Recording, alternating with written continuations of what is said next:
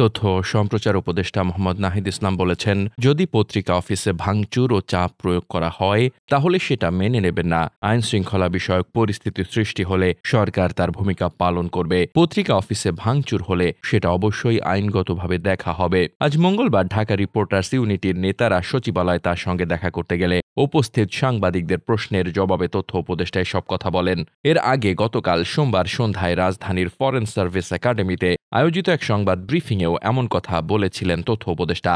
Daily star ও প্রথম আলোর অফিসের সামনে বিক্ষোভের প্রসঙ্গ টেনে একজন সাংবাদিক প্রশ্ন করেন, এটা গণমাধ্যমের জন্য হুমকি কিনা। জবাবে তথ্য উপদেষ্টা বলেন, তিনি গতকালও বলেছেন, এখানে একটি ল অ্যান্ড অর্ডার সিচুয়েশন তৈরি হয়েছে, সে জায়গা থেকে সরকার ভূমিকা পালন করবে। পত্রিকা অফিসে ভাঙচুর হলে সেটা অবশ্যই আইনগতভাবে দেখা হবে, কিন্তু এটা কেবল আইনি বিষয় নয়।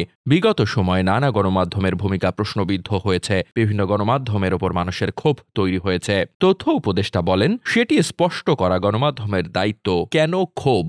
সংলাপে বসে তাদের কর্মকাণ্ড স্পষ্ট করা উচিত। তবে ল অ্যান্ড অর্ডারের জায়গায় গেলে সরকার তার ভূমিকা যেটা আছে সেটা পালন করবে। যদি পত্রিকা অফিসে ভাঙচুর ও চাপ প্রয়োগ করা হয় তাহলে মেনে নেওয়া হবে না। পাশাপাশি জনগণের মধ্যে ক্ষোভ থাকলে শান্তিপূর্ণভাবে সমাবেশ করবে। পুলিশ যাতে শান্তিপূর্ণভাবে জনগণকে সমাবেশ করতে দেয় সেই নির্দেশনা দেওয়া হয়েছে।